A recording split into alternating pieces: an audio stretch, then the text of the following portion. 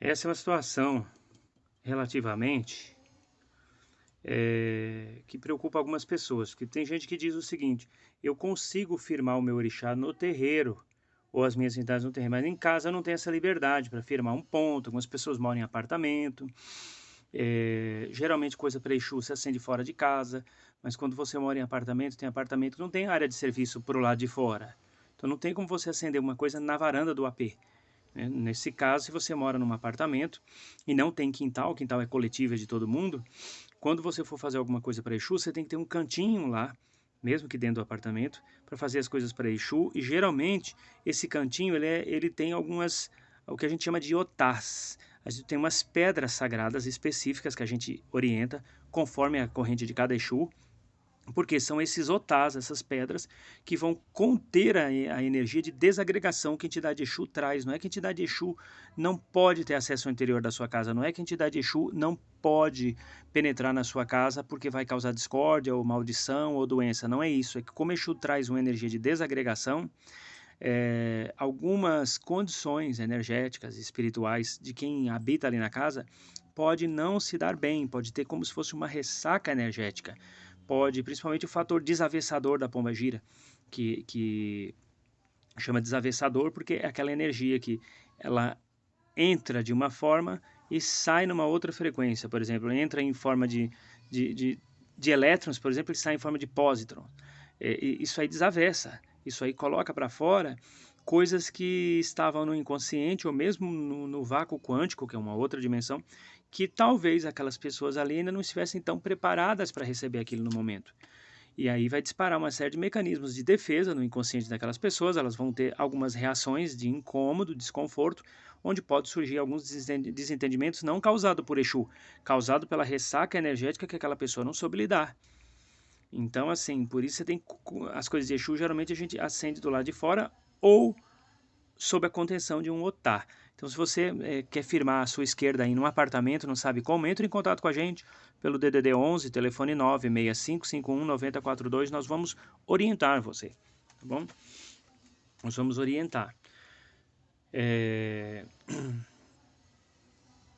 Outra coisa, as pessoas têm me procurado também para fazer a magia de Exu. A magia de Exu, gente, são várias as magias que a gente pode chamar de magia de Exu. A magia dos sete tridentes, a magia divina dos sete tridentes é uma. A magia divina das sete caveiras é outra. São várias as magias que a gente pode trabalhar. A magia do fogo, dá para trabalhar com Exu também. Que nós aqui divulgamos como magia das velas, dá no mesmo. Você pode estar fazendo e usando. Eu conheço uma mulher que ela teve um desentendimento com uma pessoa e ela disse que teve que chamar o Exu dela e colocar o Exu dela na jogada para dar um cacete na pessoa. Então, bom, é difícil o Exu dar surra nos outros. É muito raro, é muito raro. Claro que em caso de legítima defesa pode acontecer da entidade reunir uma quantidade de ectoplasma suficiente, eletromagnetismo, e na medida que ela perceber alguém que ela preza muito sofrendo uma injustiça, um ataque por parte de uma pessoa, o Exu se posicionar de um modo extraordinário, que isso não é comum, e afastar o malfeitor com uma atitude contundente. Mas colocar Exu para dar surra é meio complicado. Geralmente você pode pôr o Exu para fazer um sacudimento energético, que é pegar aquela pessoa que muitas vezes ela está tão revestida na maldade, e quando você consegue afastar os obsessores dela e arrancar aquela força dela que faz com que ela pratique o mal, você está fazendo um sacudimento energético na pessoa e, consequentemente, ela vai ficar com as barbas de molho. Então, assim, eu também já escutei muita gente falar, tive que pôr meu Exu para dar um cacete em fulano de tal. Provavelmente não foi o Exu, tá? Não foi o Exu, e a gente sabe muito bem como é que as coisas funcionam. Eu já expliquei em vários vídeos, posso estar recorrendo de novo, explicando novamente. Vocês estão vendo aqui a chama da vela, certo? Isso aqui é uma vela roxa. Cada vela tem uma frequência, mas no final das contas, todas as velas têm uma finalidade muito comum. Isso aqui podia ser tudo vela branca, a magia iria funcionar do mesmo jeito. É que as velas, quando elas têm uma frequência cromática, elas emanam determinados traçados de geometria sagrada que captam vibrações dessa ou daquela daquele quilate, que já funciona como uma mão na roda para o campo magístico. Isso aqui é uma magia de Exu. Eu aqui ativei uma determinada magia que eu não vou falar qual. E quando você acende uma vela, automaticamente o plasma, que é o fogo, promove uma conexão do físico para o espiritual, do espiritual para o físico. Aqui tem um portal, automaticamente já é um portal. A sua intenção vai ficar gravitando aqui como se isso aqui fosse o Sol e as suas intenções, as formas pensamentozinho, gravitando aqui como se fossem os planetinhas em volta do Sol. Essas intenções que vão estar aqui, que são pensamentos, que foram criados pelos sentimentos, estão aqui gravitando conforme aquilo que você vibra no coração. Não tem como a intenção aqui ser boa e o seu coração está ruim. O seu coração está ruim, isso aqui está bom, a intenção está boa. É consequência direta do que está dentro do seu coração e da sua mente. As intenções são consequência direta. Então vai estar gravitando aquilo ali, aquela energia que você colocou inconscientemente, automático. Acendeu a vela, suas intenções já vêm para cá, né, porque as suas forças interiores já sabiam que você ia acender aquela vela, mesmo que você não tivesse planejado. Elas estão gravitando aqui. Os espíritos que vão se aproximar deste ponto de força são os mesmos que vibram na frequência do que está gravitando aqui. Se as intenções aqui são boas, os espíritos que são puxados para cá são bons. Se a intenção é ruim, os espíritos que são puxados para cá são ruins. Ah, mas eu acendi para o Exu Tata Caveira. O Exu Tata Caveira que eu conheço, ele é muito bom. Ele adora fazer o bem, a caridade. Então, certamente, se você acender uma vela para o Exu Tata Caveira para ele matar alguém, pode até ser que a pessoa morra, mas não foi o Tata Caveira que matou. Foi o espírito que veio aqui, você acredita, ou ele até se passou pelo Tata Caveira, que veio atraído por aquilo que você imantou aqui, em torno da chama da vela do plasma. Essas intenções vão penetrar no portal e vão buscar, né, lá no plano espiritual, as entidades compatíveis com elas. Então, se a pessoa acender uma vela para Exu e vem dizer que o Exu deu um pau no outro lá de matar, e vem dizer que era o Exu dela, pode ter certeza que não era um Exu. Ela pode até achar que é, chamar de Exu, mas era o quiumba dela, que se passa, sei lá, pelo seu Tata Caveira, pelo seu Tiriri, pelo seu Marabô, não sei por quem ele se passa. Um dia a lei maior vai fazer com que ele responda por isso. E responde, viu? Responde, é lavrado um boletim de ocorrência muito parecido aqui na Terra, é aberto um processo no Tribunal Kármico, é feito um mandado de busca e os policiais do plano espiritual, inclusive os guardiães, vão atrás do camarada. Um dia pega. Pode não pegar hoje, pode não pegar amanhã, um dia pega. E quando pegar, vai responder. Tá bom? Vai responder.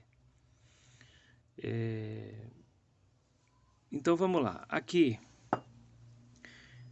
É verdade que Exu e Tranca-Rua aceita só pinga, Pombagira só aceita vinho e champanhe?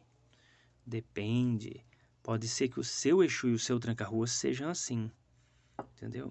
Mas eu conheço centenas que trabalham tanto com a cachaça, quanto com o vinho, quanto com a champanhe, e são masculinos. E conheço entidades femininas que também trabalham com cachaça, com vinho e com champanhe, e são entidades que, digamos assim, de característica feminina. Porque o Exu, ele não vai beber a pinga, o Tranca-Rua não vai beber, a Pombagira não vai beber. Eles vão usar a energia. E dependendo da energia que a pessoa usar, dependendo do trabalho que a pessoa vai fazer, não se vai champanhe. Um trabalho para descarregar e cortar magia negra, muitas vezes vai cachaça. E muitas vezes foi a Pombagira que pediu. Ela não pediu para ela beber, ela pediu porque ela vai usar a energia daquele elemento magístico, a partir daquele momento se torna um elemento magístico, para atender às necessidades daqueles que vieram procurá-la. Isso aqui no plano espiritual vira remédio, pode virar veneno, pode virar um explosivo, pode virar um corrosivo, um desagregador, um desimpregnador.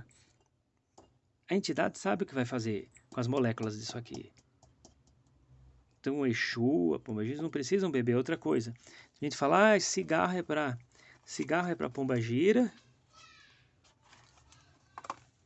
charuto é para Exu e cigarro de palha é só para preto velho, baiano e boiadeiro. Não. A entidade, ela sabe o que ela quer. Se uma entidade masculina pediu cigarro no lugar de charuto, ou as duas coisas, ou as três coisas, o cigarro de palha também, ela sabe muito bem o que ela vai fazer com o potencial energético daquele item. Eu já vi pombagira pedir charuto nos trabalhos, não pedi cigarro. Então isso vai dos conhecimentos e dos conhecimentos da entidade e da necessidade do receptor. Quem vai receber aquele tratamento precisa de que tipo de remédio? Porque as entidades vão usar aquilo como um remédio para a causa da pessoa, seja uma cura, uma libertação, uma abertura de caminho, uma proteção, fechamento de corpo. A entidade, se está pedindo aquilo, ela sabe. Pois o mago, a maga, o químico espiritual ali é a entidade na hora. É uma ciência que os espíritos têm com eles não têm que ficar dando satisfação. Agora, existe muita questão do mimetismo, né?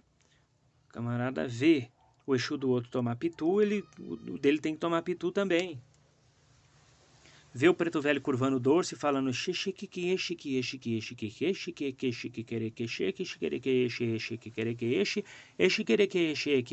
não entende nada.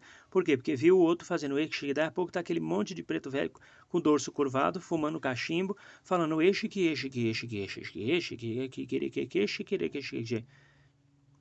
Cuidado quando você for num lugar, a entidade estiver falando de um jeito que você não entende nada. Muito cuidado. Esses espíritos, muitas vezes, depois, quando saem daquele médio, ficam dando risada. Ah, falei um monte de que todo mundo acreditou que eu era um preto velho. Quá. Muito cuidado. Muito cuidado. Porque se a entidade ela tá ali para fazer o bem e para passar uma mensagem de amor, ela vai fazer o possível para a dicção dela sair mais limpa possível, para que as pessoas que foram ali buscar uma palavra de reconforto, de consolo, de incentivo, de paz, um esclarecimento, saiam entendendo o que foi falado, e não aquele monte de